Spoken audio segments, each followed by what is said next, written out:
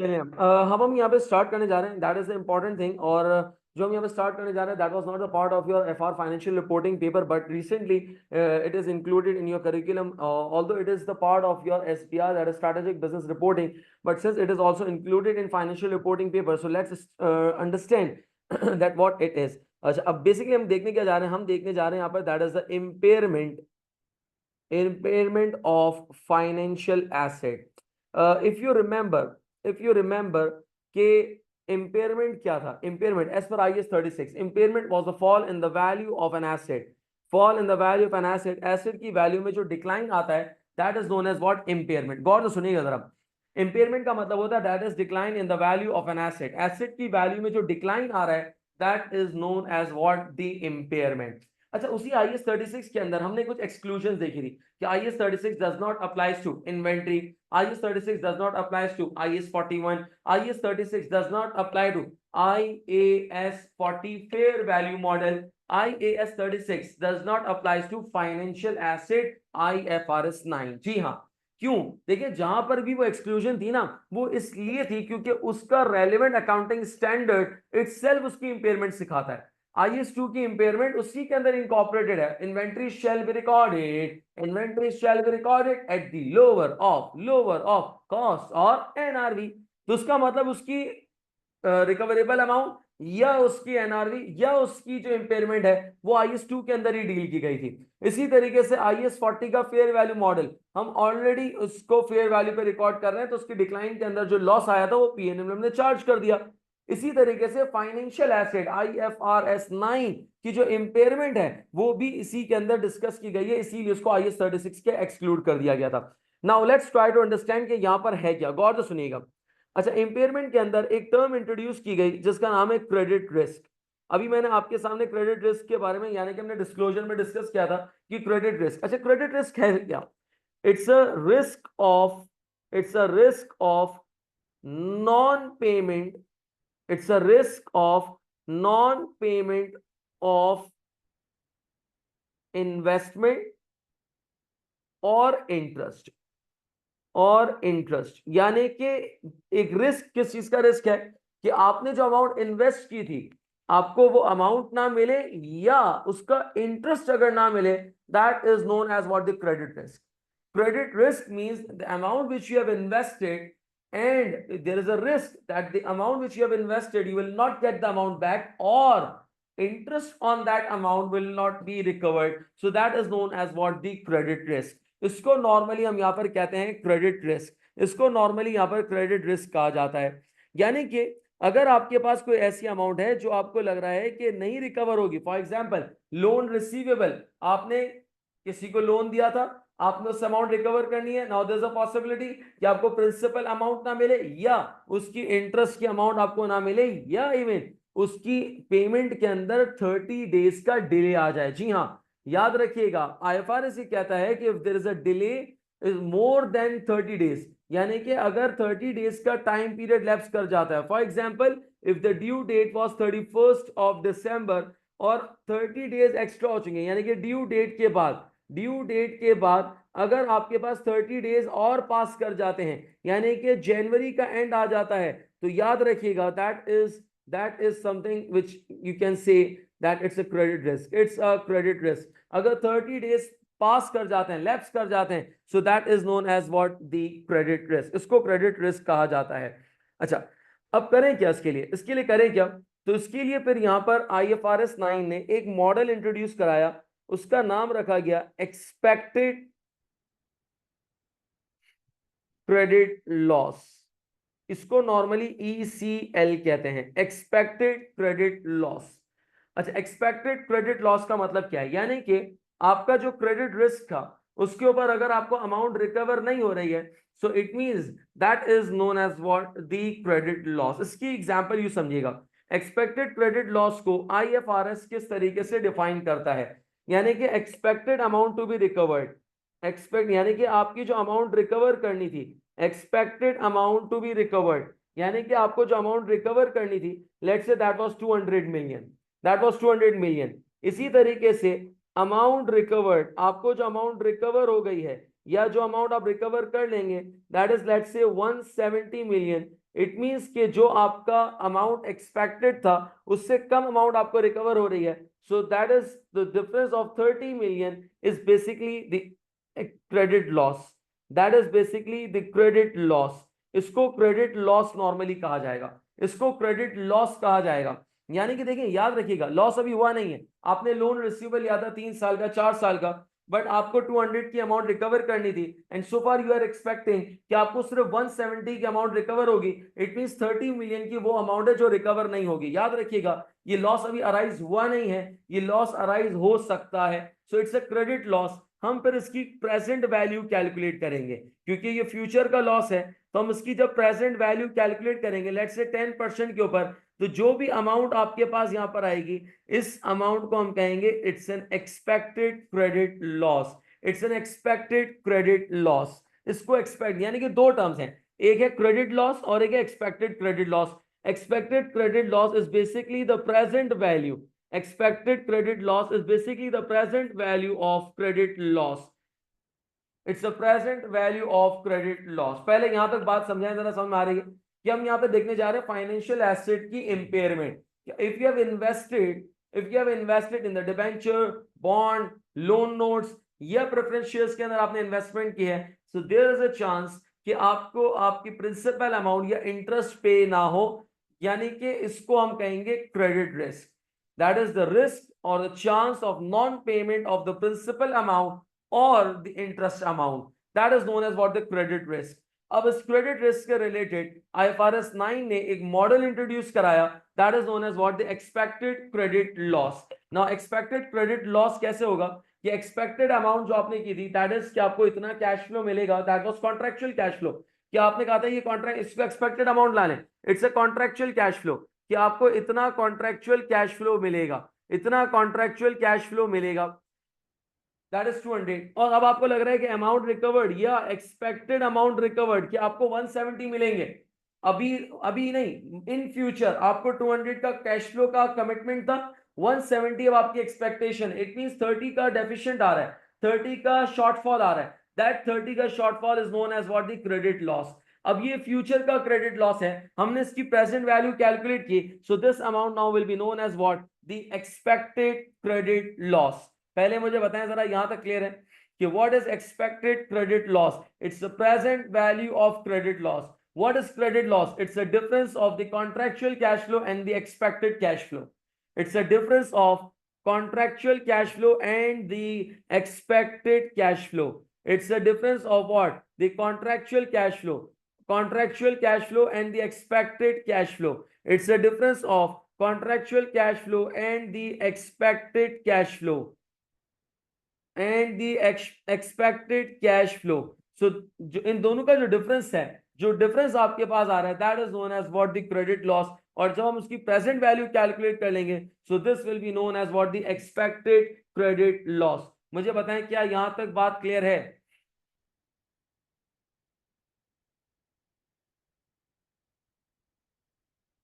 जी, यहां तक बात क्लियर है? प्लीज बताएं जरा.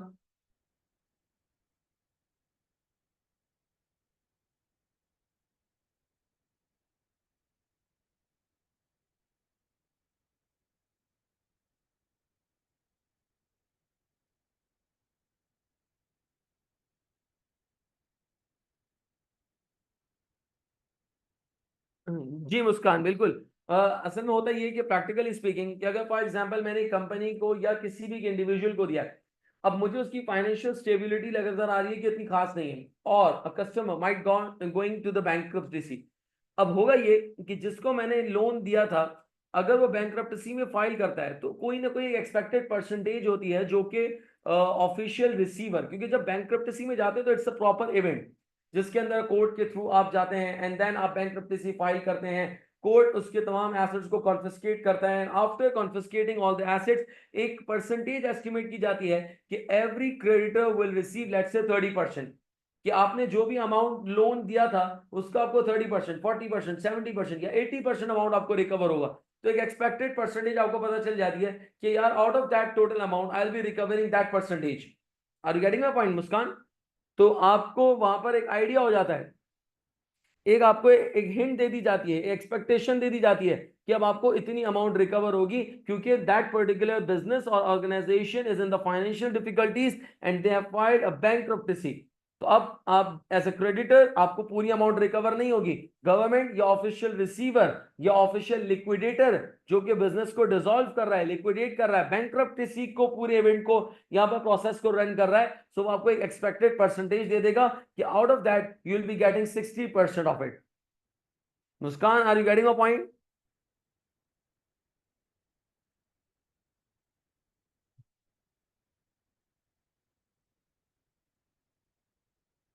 अच्छा, अब यहां पर एक्सपेक्टेड क्रेडिट लॉस मॉडल, यानी कि इसको कहा जाता है ECL model, expected ECL model, expected credit loss model. अब इस मॉडल के अंदर तीन स्टेजेस बेसिकली बताए गए, तीन स्टेजेस बताए गए, यानी कि इसकी सिवियरिटी को देखते हुए तीन स्टेजेस बताए गए। Number one stage one, number two, दूसरा आपके पास क्या लगेगा स्टेज टू, और थर्ड स्टेज थ्री। याद रखिएगा ये जो टॉपिक हम देख रहे हैं इसकी सबसे मेजर टेस्टिंग जो है वो एसबीआर लेवल के ऊपर है, बट यहां पर एक इंट्रोडक्शन दिया हुआ है तो हम उसको थोड़ा सा डील कर रहे हैं। अच्छा, stage one is the first stage, यानी कि अभी कहानी कहानी इतनी इतनी ज्यादा वर्स्ट नहीं हुई है, इतनी वर्स्ट नहीं हुई है, इतनी ज्यादा अभी फिलहाल जो है ना समझ ले कॉम्प्लिकेशंस नहीं है, यानी कि लॉस के चांसेस कम है, या अभी इनिशियल स्टेज के ऊपर है। तो इट मींस कि स्टेज वन की सोवरेनिटी समझ लें, या उसकी समझ लें कि आपके पास यहाँ पर जो उसके चांसेस हैं वो बहुत बहुत मिनिमम, यानी कि बिल्कुल लोअर लेवल पर है। स्टेज टू ऑब्वियसली ये आपके पास कैंसर का दूसरा स्टेज समझ लें आप, कि इसका मतलब कि चांसेस बढ़ गए। स्टेज थ्री इसका मतलब चांसेस और ज्यादा बढ़ गए। तो आए जरा स्टेज वन, जब हम स्टेज वन पे होते हैं तो आईएफआरएस 9 ये कहता है कि स्टेज वन पे जब आपको लग रहा है कि आप कुछ अमाउंट रिकवर नहीं कर पाएंगे तो आप एक एक प्रोविजन रिकॉर्ड करें। अच्छा, उस प्रोविजन का यहाँ पे नाम जो देता है, उस प्रोविजन का जो यहाँ पर नाम देता है उसका नाम रखा गया है 12 months expected credit loss. 12 months expected credit loss, 12 months expected credit loss, 12 months expected credit loss, I repeat stage one. अच्छा, अब ये 12 months का नाम दिया हुआ है, यानी कि ये इसका नाम है, इसकी पीछे कोई अकाउंटिंग नहीं है इसके अंदर। 12 months expected credit loss stage one एक बिल्कुल फर्स्ट स्टेज आपके पास, जिसके अंदर आपके पास लॉस के चांसेस कम है, या लॉस के चांसेस बिल्कुल आपके पास बहुत रेयर नजर आ रहे हैं। तो कह रहा है कि इस स्टेज को नाम दो 12 months expected credit loss। 12 month expected credit loss के अंदर आप करेंगे क्या, जो भी आपका ईसीएल है, यानी कि एक्सपेक्टेड क्रेडिट लॉस आपके पास होगा, जो भी आपके पास एक्सपेक्टेड क्रेडिट लॉस होगा, यानी कि जो भी हमने यहाँ पे कैलकुलेट करना सीखा, आप इस एक्सपेक्टेड क्रेडिट लॉस के ऊपर चांसेस ऑफ अकरिंग यानी कि प्रोबेबिलिटी से मल्टीप्लाई कर दें। यानी कि जो आपके पास एक्सपेक्टेड क्रेडिट लॉस है इस पूरी अमाउंट को आपने रिकॉर्ड नहीं करना, इसके ऊपर आप फर्दर प्रोबेबिलिटी अप्लाई करें। रिमेंबर आईएएस 37 के अंदर नॉर्मली हम करते थे चांसेस ऑफ अकरिंग, यानी कि इसकी प्रोबेबिलिटी के साथ मल्टीप्लाई करें, प्रोबेबिलिटी के साथ उसको मल्टीप्लाई कर दें, यानी कि और मिनिमाइज कर दिया। यानी कि आपका क्रेडिट लॉस 30 का है, इन फ्यूचर प्रेजेंट वैल्यू निकाली, लेट्स से 10 आ गया, क्या मैं 10 का एक्सपेक्टेड क्रेडिट लॉस का प्रोविजन रिकॉर्ड कर दूं, कह रहे नहीं। आप ये देखें कि इसके होने के चांसेस कितने परसेंट है, आपने कहा यार 10 या 20% है, तो एक काम करें इसका 10% प्रोबेबिलिटी, यानी कि 1 मिलियन का आप 12 मंथ्स एक्सपेक्टेड क्रेडिट लॉस का प्रोविजन बना लें। यानी कि इसकी एंट्री क्या बनेगी, इसकी एंट्री बनेगी पीएनएल डेबिट, यानी कि एक्सपेक्टेड क्रेडिट लॉस की एंट्री बनेगी PNL, 12 month expected credit loss की एंट्री बनेगी PNL debit and loss allowance credit, loss allowance credit, loss allowance credit, loss allowance credit. Let's say मैं इसकी एक डमी वैल्यू ले लेता हूं, डमी वैल्यू ले लेता हूं loss allowance credit, let's say 1200। हमने 1200 से ये प्रोविजन रिकॉर्ड कर दिया, ये प्रोविजन रिकॉर्ड कर दिया कि मुझे ऐसा लगता है कि हमने जो लोन रिसीवेबल या डिबेंचर रिसीवेबल था अर्ली स्टेज के ऊपर है, और हमें ऐसा लगता है कि शायद हम उसको रिकवर ना कर पाए, but it is on the first stage, so we call it as 12 months expected credit loss, 12 months expected credit loss, 12 months expected credit loss। Sir हमें कैसे पता चलेगा कि स्टेज वन के ऊपर है, तो इसके लिए नॉर्मली एग्जामिनर वर्ड यूज करता है कि credit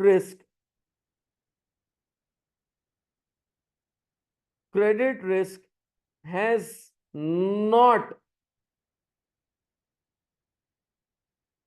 has not significantly increased,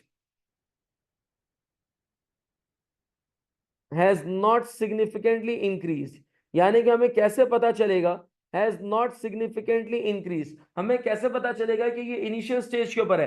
तो ये वर्डिंग्स याद रखनी है कि credit risk has not significantly increase, यानी कि आपका जो क्रेडिट रिस्क है वो सिग्निफिकेंटली इंक्रीज नहीं हुआ, तो it means you are in a stage one, and if you are in stage one you just need to record the 12 months expected credit loss. It's a name, इसका नाम रखा गया 12 months expected credit loss. अब आपने उसको किस तरीके से रिकॉर्ड करना है कि जो भी आपका एक्सपेक्टेड क्रेडिट लॉस होगा उस पे प्रोबेबिलिटी 12 मंथ्स प्रोबेबिलिटी आप अप्लाई करेंगे and you will make a provision for it, that is PNL, यानी कि लॉस डेबिट, इंपेयरमेंट लॉस कह लेंगे, लॉस डेबिट और loss allowance credit. Are we clear on this one? पहले मुझे बताएं जरा, ये स्टेज वन क्लियर है? Remember, this is something a new addition in your FR course. तो प्लीज इसको अच्छे तरीके से समझिएगा, और ये बहुत डिटेल के अंदर एसबीआर के अंदर आप पढ़ेंगे, और मैं इसके आपको थ्योरी यहाँ पे शेयर कर रहा हूँ कि किस तरीके से यहाँ पर आपके पास ये पूरा प्रोसेस के मैकेनिज्म रन कर रहा होता है. Yes please, stage one, is it clear to everyone? Okay, now next stage. Next stage के अंदर क्या है, यानी कि स्टेज टू और स्टेज थ्री के अंदर एग्जामिनर आपसे कहेगा कि credit risk, CR stands for credit risk, has, इन दोनों स्टेज के अंदर credit risk has significantly, significantly, significantly, I repeat, credit risk has significantly increased, यानी कि जब ये कहे ना कि सिग्निफिकेंटली इंक्रीज हो चुका है, सिग्निफिकेंटली इंक्रीज हो चुका है, इसका मतलब समझ जाइएगा कि अब या तो आप पहुंच चुके स्टेज टू पे या स्टेज थ्री के ऊपर, यानी कि ये इंडिकेटर्स हैं, ये पैरामीटर्स हैं, ये हिंट है. अगर कहा जा रहा है कि credit risk has not significantly increase, it means it's a 12 month expected credit loss, PNL debit, loss allowance credit. लेकिन अगर, और याद रखिएगा ये किस तरीके से कैलकुलेट करेंगे, expected credit loss multiply by probability, chances of occurring. लेकिन अगर आपसे कहा जाए कि credit risk has increase significantly, कि अब आपके पास क्रेडिट रिस्क जो है वो सिग्निफिकेंटली इंक्रीज हो चुका है, क्यों भाई? फॉर एग्जांपल बहुत ज्यादा वर्स सिचुएशन हो रही है, यानी कि अब सिचुएशन ज्यादा वर्स हो चुकी है, स्टेज वन क्रॉस हो चुका है, या तो अब स्टेज टू पे या स्टेज थ्री पे. सर अब कैसे पता चलेगा हम कौन से स्टेज पे? अगर कहा जाए कि योर, अगर आपके पास कहा जाए कि क्रेडिट इज इम्पेयर्ड, यानी कि एग्जामिनर अब अगर आपसे कह दे कि क्रेडिट इज इम्पेयर्ड, यानी कि जो आपका क्रेडिट था वो इम्पेयर हो चुका है, द क्रेडिट इज इम्पेयर्ड, तो समझ जाइएगा कि credit risk has significantly increase and the credit is impaired, stage three. Credit risk has significantly increased, full stop, nothing is mentioned, stage 2. क्या मेरी बात समझ आ रही है? मैं अभी तीनों स्टेजेस की वर्डिंग यूज करूंगा, आपने मुझे बताना है कि मैं कौन से स्टेज पे हूं, कि हमारा रिस्क अभी कौन से स्टेज पे है. Credit risk has not significantly increase, credit risk has not significantly increase, मुझे बताएं कौन सा स्टेज है. Credit risk has not significantly increased, credit risk has significantly increased, credit risk has significantly increased, stage 2. Very good, very good. तो पहला जो मैंने कहा था that was the stage 1. Credit risk has not significantly increased, stage 1. Credit risk has significantly increased, stage 2. Credit risk has significantly increased and credit is impaired, and credit is impaired. हाँ यार, ये जो स्टेज 3 है ना, ये right of वाली condition है, यानी कि कोई उम्मीद नजर नहीं आती, कोई बर नजर नहीं आती, क्यों रात भर हमें नींद नहीं आती, इसके आगे मुझे शेर भी नहीं आती. क्या मेरी बात समझ में आती? Hello everyone.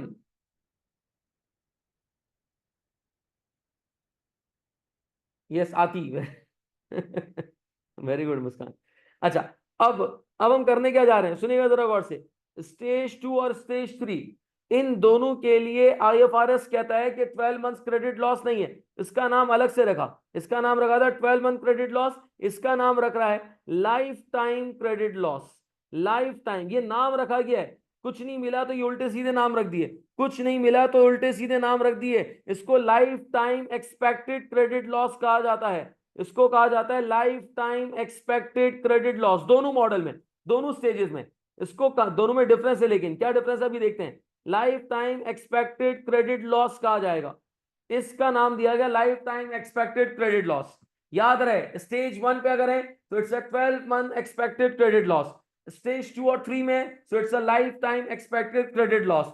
सर अब यहां पर एंट्री क्या बनेगी, तो आए जरा मैं आपको पहले स्टेज 2 की एंट्री बताता हूं। स्टेज 2 की एंट्री बताता हूं। स्टेज 2 की entry will remain the same, PNL debit और loss allowance credit, PNL debit and loss allowance credit. लेकिन यहां पर जो अमाउंट होगी उसमें प्रोबेबिलिटी नहीं लगेगी, अब उसमें प्रोबेबिलिटी नहीं लगेगी। यानी कि यहां पर जो आपने कैलकुलेट किया था that is expected credit loss multiply by probability, यहां पर सिर्फ जो आपके पास एक्सपेक्टेड क्रेडिट लॉस होगा उसी की अमाउंट से एंट्री बनेगी। Let me give an example कि आपने 1200 का, यहां पे 1200 का आपने एक्सपेक्टेड क्रेडिट लॉस बुक कर लिया स्टेज 1 पे।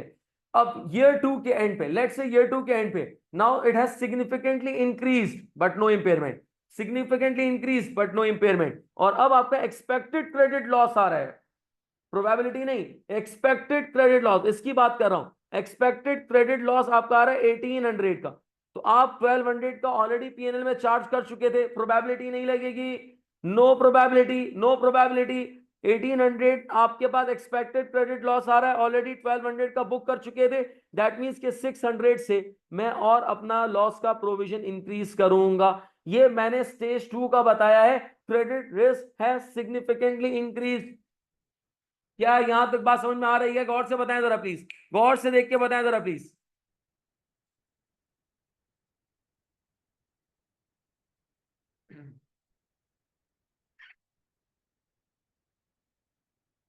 जी मुझे बताएं जरा, क्या ये बात समझ में आ रही है?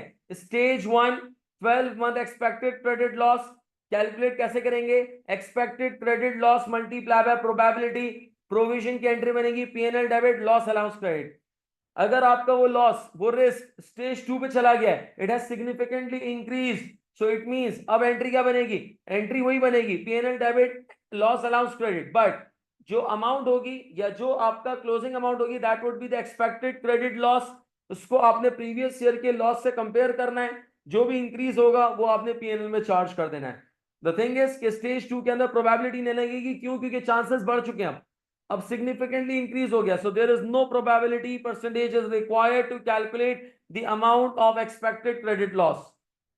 एक्सपेक्टेड क्रेडिट लॉस वही होगा जो आपने ऊपर कैलकुलेट किया था, यानी कि contractual cash flow minus estimated cash flow, या जो कैश फ्लो आप एक्सपेक्टेडली रिसीव करेंगे उसी अमाउंट को हम कंसिडर करेंगे। बट आउट ऑफ दैट अगर 1800 का आपको लॉस नजर आ रहा है तो 1200 का प्रोविजन तो आप ऑलरेडी रिकॉर्ड कर चुके हैं फर्स्ट स्टेज के अंदर, तो स्टेज 2 के अंदर अब आप यहां पर 600 का डिफरेंस चार्ज करेंगे। Are we guys getting the point? Please बताएं जरा।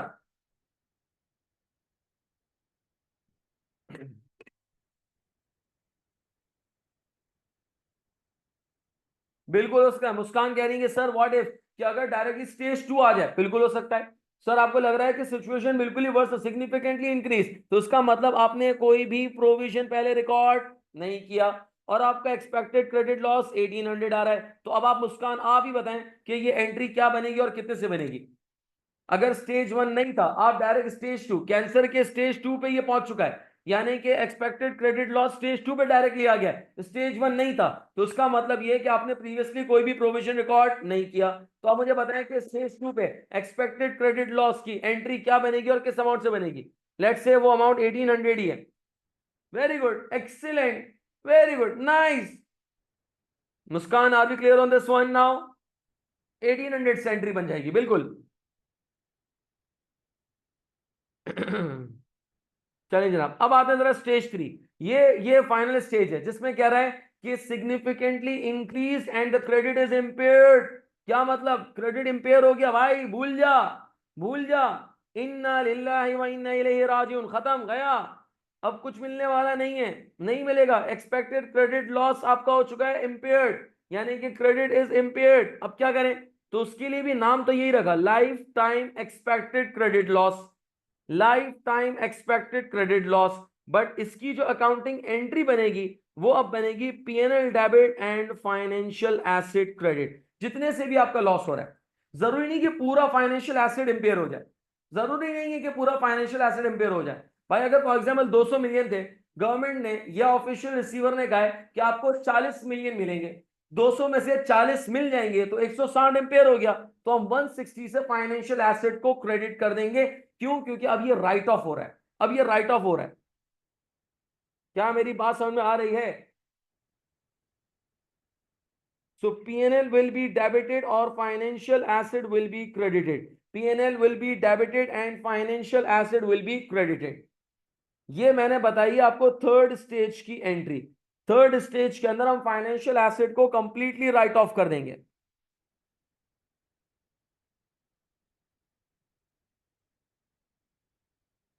जी, क्या ये बात समझ में आ रही है? Everybody please do let me know. Muskan, Huzaifa, Mariyam. Amount, अच्छा अमाउंट क्या होगी इसके अंदर? फॉर एग्जांपल कि अगर वो आपसे कहता है कि लेट्स से 2500 है, लेट्स से वो आपसे कहता है expected credit loss is 2500, again probability नहीं लगेगी। अगर 2500 का कह रहा है तो सबसे पहली चीज कि हम ऑलरेडी पीएनएल के अंदर 1800 का चार्ज कर चुके हैं, तो जो डिफरेंस आएगा वो हम पीएनएल के अंदर करेंगे। और एक और चीज, इसके अंदर जो प्रीवियस अलाउंसेस हैं उसको आपने खत्म करना होगा, यानी कि प्रीवियस अलाउंसेस को डेबिट करके फाइनेंशियल एसेट को हम क्रेडिट कर देंगे। यानी कि अगर 2500 है, 2500 है विच मीन्स 2500 है, तो 1800 और 2500 मुझे बताएं डिफरेंस कितना आ रहा है? डिफरेंस कितना आ रहा है? 1800 और 2500, 700। तो 700 से पीएनएल को डेबिट करेंगे। अच्छा, प्रीवियस अलाउंस हमने 1800 का बुक किया हुआ है, प्रीवियस अलाउंस, तो हम लॉस अलाउंस को डेबिट कर देंगे। हम लॉस अलाउंस को डेबिट कर देंगे कितने से? 1800 से। 1800 से क्यों? क्योंकि अब जब राइट ऑफ कर रहे हैं तो अलाउंसेस को खत्म कर देंगे और फाइनेंशियल एसेट को हम 2500 से क्रेडिट कर देंगे, यानी कि financial asset will be credited. Huzaifa, are we clear on this one? क्योंकि जब हम राइट ऑफ करते हैं तो प्रीवियस अलाउंस को खत्म कर देते हैं। It's a common sense, it's a common accounting treatment that we have already seen in I 16। हमने आई 16 में भी देखा है, जब एसेट को खत्म कर रहे हैं, डी रिकॉग्नाइज कर रहे हैं, तो उसका प्रीवियस अलाउंस या एक्यूमुलेटेड खत्म कर देते हैं हम। ये कॉमन आपके पास ट्रीटमेंट है फाइनेंशियल रिपोर्टिंग की। Are we clear on this one? अच्छा, अब एक इंपॉर्टेंट बात जो मुझे समझानी है, लेकिन उससे पहले मुझे बताएं यहां तक ट्रीटमेंट क्लियर है? मैं क्विकली समराइज करता हूं कि सर हम कर क्या रहे हैं, we are doing the impairment of financial asset, यानी कि उसमें एक टर्मिनोलॉजी इंट्रोड्यूस कराई गई, that is the credit risk. What is credit risk? The credit risk is basically the risk और the chance of the non payment of the principal amount और the interest amount. अगर आपका कोई interest amount है या कोई principal amount है जो 30 डेज ड्यू डेट के बाद 30 डेज से ज्यादा ओवरलैप कर जाए, तो it's a credit risk, it's a credit loss basically.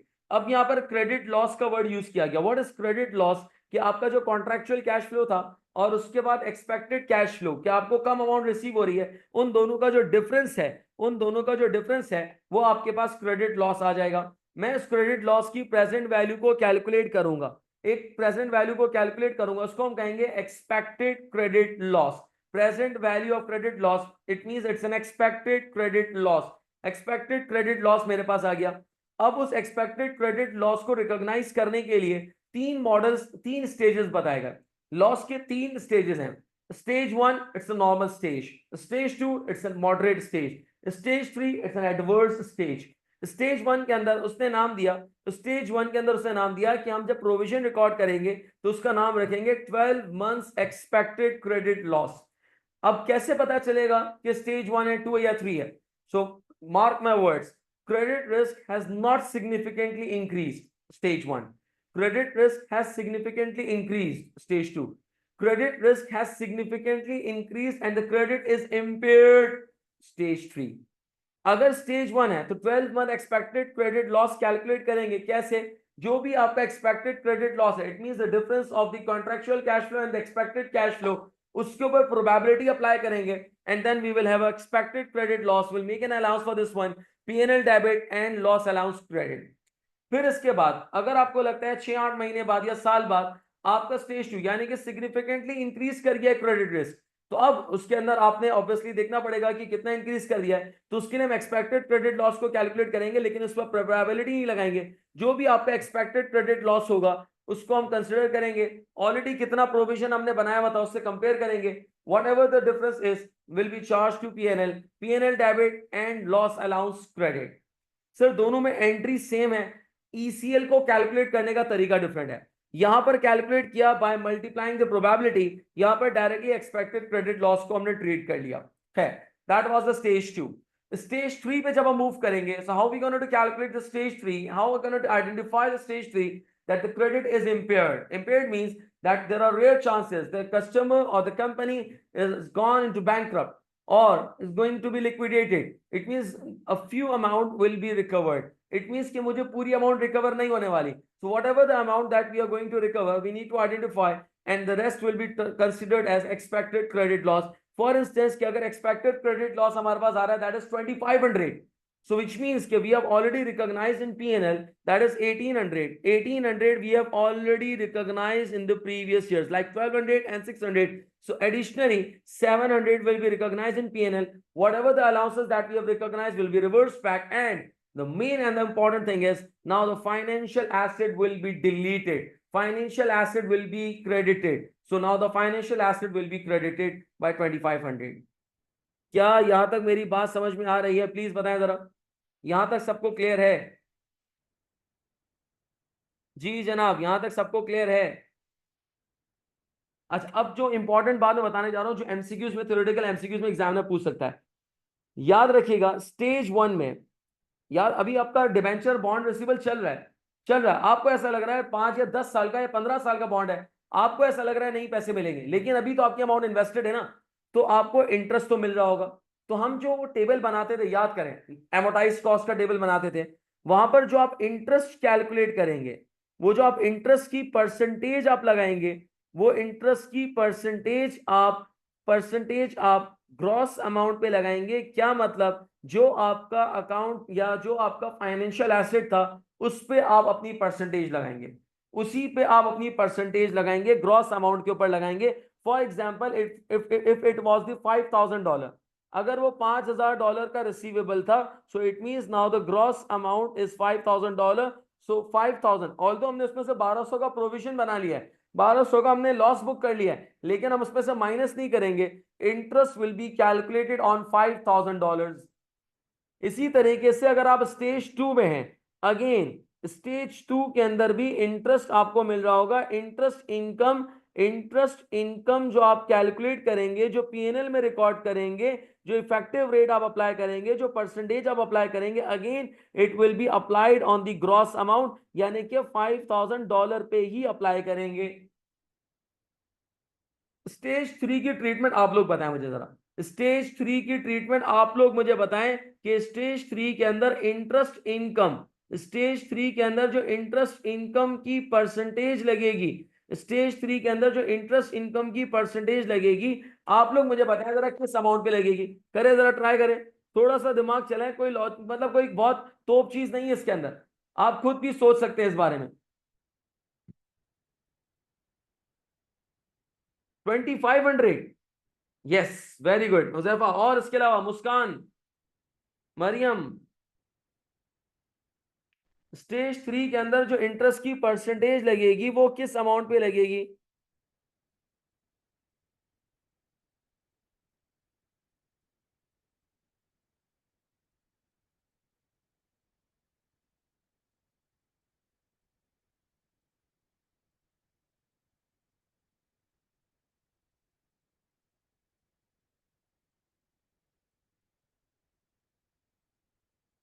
नहीं लगेगी, क्यों नहीं लगेगी? देखिए आपका फाइनेंशियल एसेट 5000 का था ना, 2500 से इंपेयर हो गया, तो इसका मतलब ये है कि अब जो मुझे इंटरेस्ट कैलकुलेट करना है दैट इज मोर रैशनल। देखिए स्टेज 1 और 2 में मैंने कहा था कि शायद अलाउंस है, लॉस अलाउंस, तो हमने इसको कंसिडर नहीं किया, हमने इंटरेस्ट इनकम को ग्रॉस अमाउंट पे ही कैलकुलेट किया कि $5000 की मेरी इंटरेस्ट है, उसी इनकम के ऊपर परसेंटेज कैलकुलेट करूंगा, इंटरेस्ट इनकम को रिकॉर्ड करूंगा। बट जब मैं कह रहा हूं now the financial asset is impaired, now the credit is impaired, तो इट मींस कि अब मैं यहां पर जो इंटरेस्ट इनकम कैलकुलेट करूंगा, लेकिन नेट अमाउंट के ऊपर करूंगा, यानी कि 5000 का टोटल फाइनेंशियल एसेट था, 2500 से अगर इंपेयर कर गया तो रिमेनिंग $2500 के ऊपर अब हम इंटरेस्ट इनकम को कैलकुलेट करेंगे। जी क्या ये बात समझ में आ रही है मुस्कान? ये असल चीज है जो आपने अपने, क्योंकि देखें F7 या फाइनेंशियल रिपोर्टिंग पेपर में एग्जामिनर इंपेयरमेंट को बहुत डिटेल में टेस्ट नहीं करेगा, but there are few theoretical items that could be tested, जिसमें से एक इंपॉर्टेंट चीज ये है कि interest income will be calculate in stage one 12 months credit loss, 12 months expected credit loss के अंदर interest income will be calculated on the gross amount. In stage 2, where the loss or the credit risk has significantly increased, again interest income will be calculated on the gross amount. In stage 3, where the credit risk has significantly increased and the credit is impaired, now the interest income will be calculated on the net amount. जी क्या ये बात समझ में आ रही है मुस्कान जी, ये clear है आपको?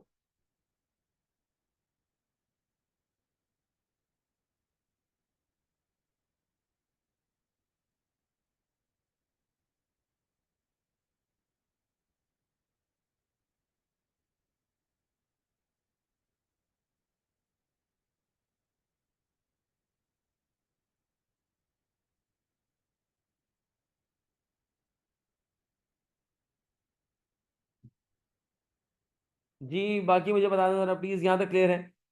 सो that is something new addition in your financial reporting paper. और अभी तक जो है बीबीबी और कैप्लान के अंदर इसकी इतनी अपडेट नहीं है, लेकिन स्टडी हब के ऊपर चूंकि अपडेट हो चुका है, सो इट्स क्वाइट इंपॉर्टेंट कि हम उसको भी डिस्कस कर लें। SBR लेवल के ऊपर उसकी टेस्टिंग ज्यादा होगी ऑब्वियसली, बट FR लेवल के ऊपर हो सकता है एग्जामिनर कोई छोटा सा कॉन्सेप्ट आपसे पूछ ले। जी यहाँ तक क्लियर है सबको? प्लीज मुझे बता दें जरा, क्लियर कर दें जरा। हुजैफा, मरियम, चलें जनाब, थैंक यू सो मच। और ये हमारे पास पूरा फाइनेंशियल रिपोर्टिंग यानी कि IFRS 9 था, जिसके अंदर हमने बहुत सारी चीजें इसके अंदर डिस्कस की। Then we have kit questions, इसको भी हम इंशाल्लाह देखेंगे। सो इसको प्लीज रिकैप करें और रिवाइज करें।